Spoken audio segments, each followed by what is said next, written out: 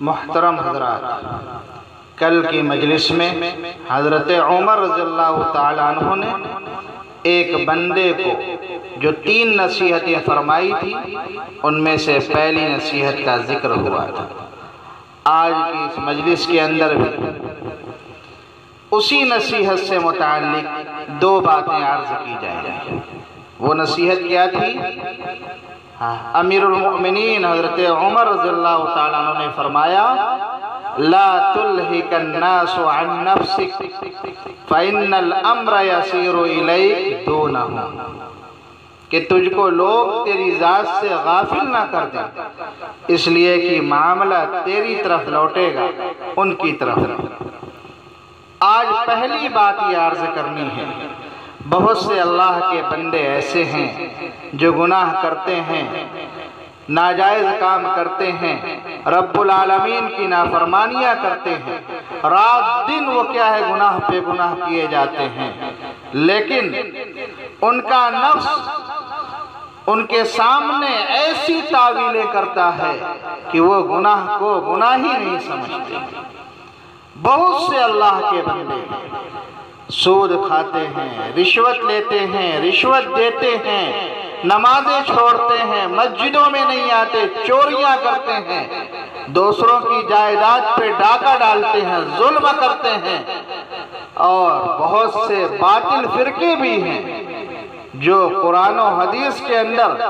غلط مطالب بیان کرتے ہیں، اور ان کا نفس ان کے سامنے اس طرح پیش کرتا ہے وہ ان کو غلط سمجھتے ہی نہیں۔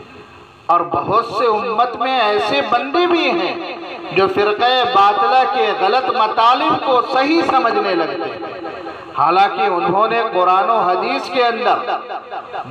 ان کی تشریحات کے اندر، ان کے مطالب کے اندر بہت سی غلط بیانیاں کی ہیں، بہت سی فحش غلطیاں کی ہیں، لیکن وہ اس طرح لوگوں کے سامنے پیش کرتے ہیں کہ ایک بھولا بھالا انسان ان کو صحیح سمجھنے لگتا ہے۔ تو ہمیں،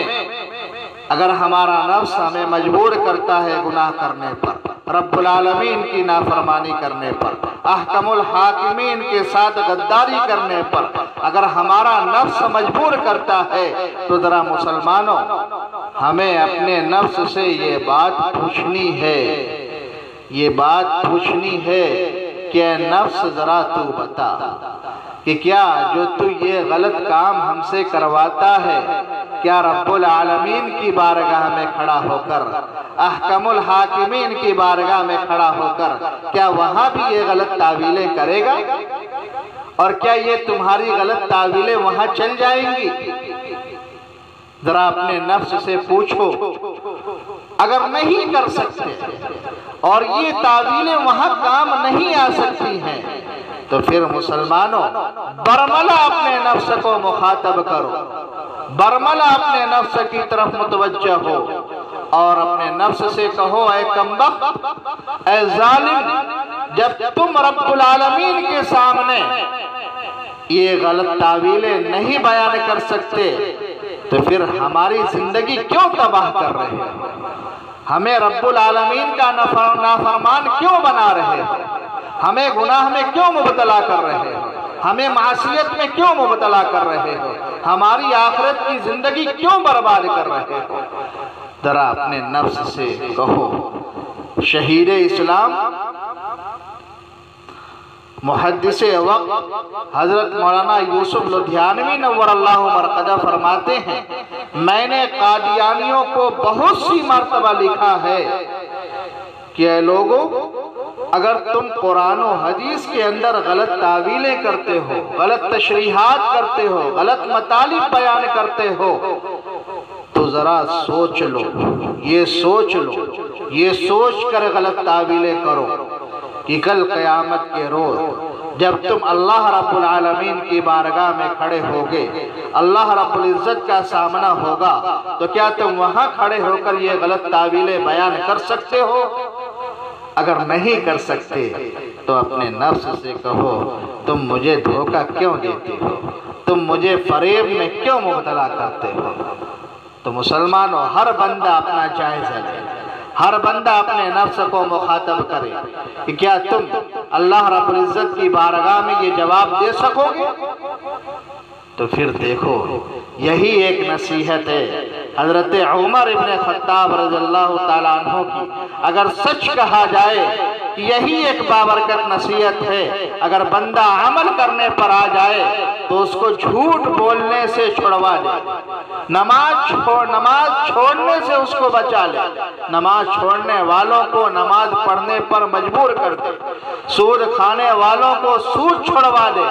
رشوت لینے والوں کو رشوت چھڑوا دے،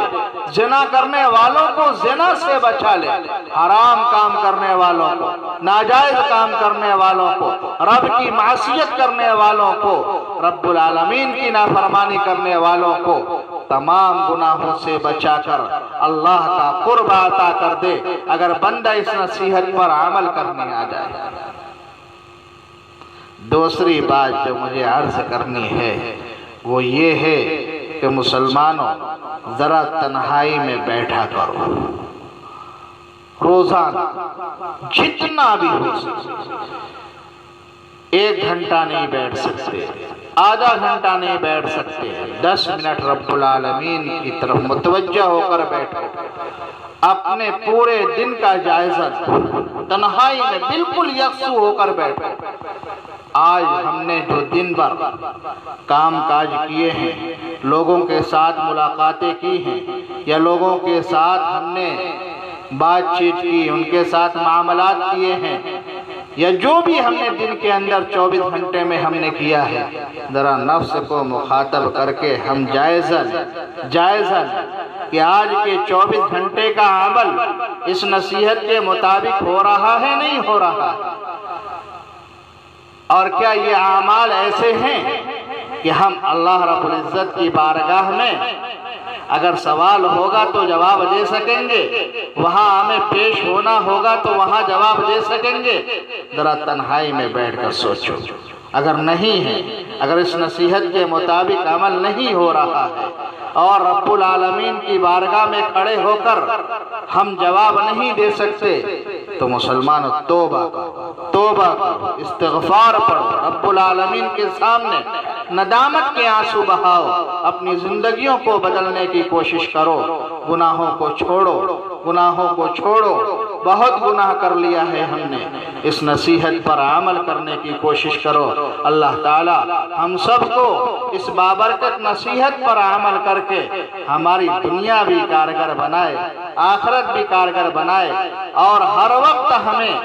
ہر کام کرتے وقت اللہ تعالی ہمارے دلوں کے اندر اس بات کا استحضار پیدا فرمائے کہ ہر چیز کا ہمیں رب العالمین کے سامنے کھڑے ہو کر جواب دینا ہے۔